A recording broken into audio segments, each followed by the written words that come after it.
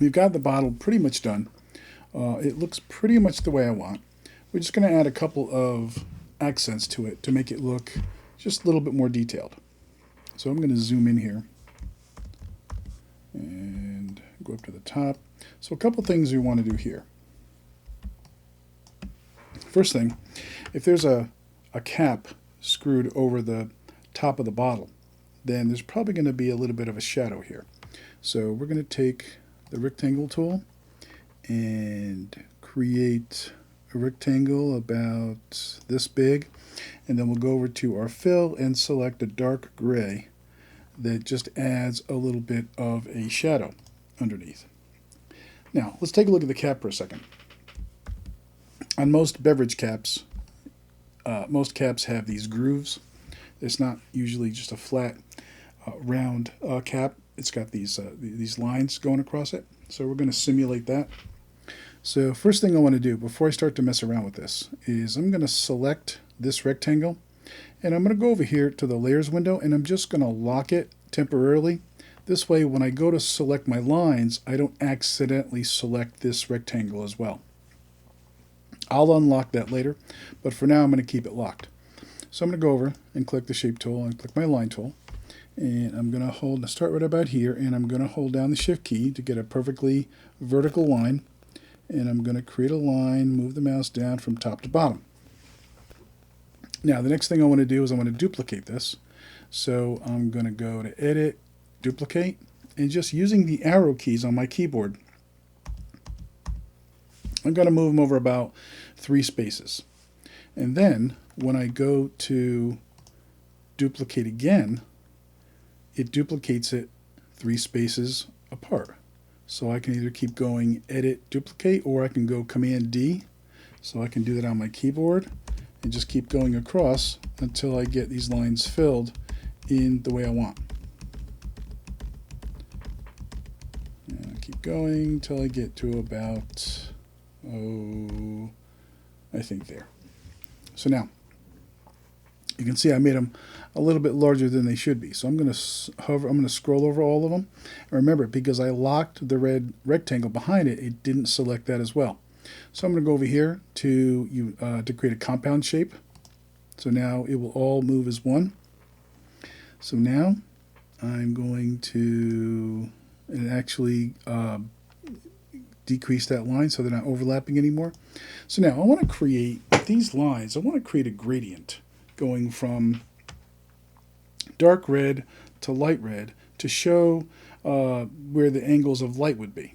So before I do that, I can see that there's more space here than there is here. So first thing I want to do is center this there. So now it's even. So now I want to go, now these are strokes, these are borders. So I'm going to go under border, and I'm going to select linear gradient. Remember, a linear gradient goes from one side to another. A radial gradient goes from the center out, or from out into the center.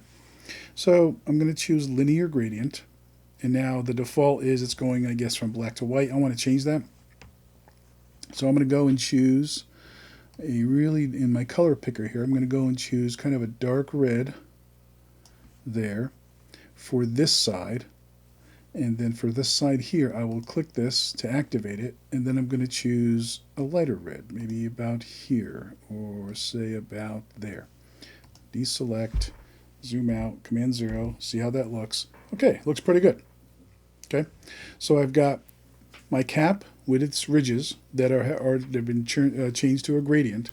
I've got the shadow underneath the beverage cap to kind of indicate a little bit of three-dimensionality. Now, last thing I want to do is, because this is supposed to be a soda, there's supposed to be some carbonation. So I'm going to zoom in here, and I'm going to select the ellipse tool, and I'm going to create an ellipse there. And now this time it's not a stroke, it's a fill. So I'll go to my fill, and this time I want to select a radial gradient. So again, the default is from white to black. I'm going to change that. I want to go with a dark red. So let's see if I move this over to right about there. and then click on this, and then go to a lighter red. Okay, it's reversed out. So let's go here, and we want to click. Okay, so that's the inner one, so we're going to use this one. So we'll go to the darker red here, and then on this one we go to a lighter red, say about there. Okay, deselect. So now I've got a little bubble, carbonation bubble here. I'll take this and then I'll duplicate it and maybe make it a little smaller, holding the shift key down, and then duplicate it again. Maybe move it here, Command D. Did that work? Yep. Maybe I want to do this one, Command D. Maybe move this here. Take this one, copy, Command D.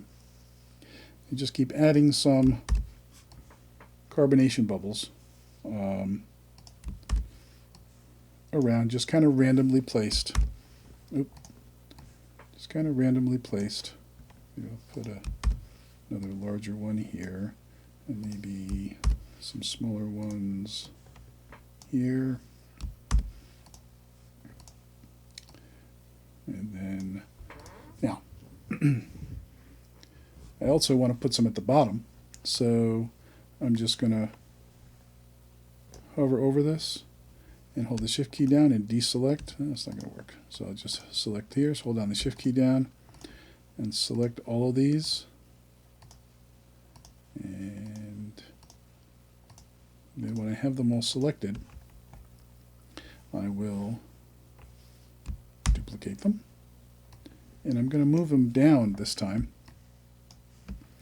to the bottom part of the bottle. And maybe add a few more. But before I do that, I don't want it to look exactly the same as the top. So I'm going to go ahead and flip them horizontally. And then again, maybe add a few more here, here, add a few more, and maybe a few more there. And just zoom out every once in a while, see how it looks. Okay, that looks bad. Doesn't look bad. If I had more time, I would go in, maybe put some more in. So I've got my beverage design, I've got my bottle design, which has a label that I've designed with the type of flavor that it is. I put the cherries in there. I've got the bottle cap, which has a color scheme that goes along with the rest of the bottle. I've added some shading here.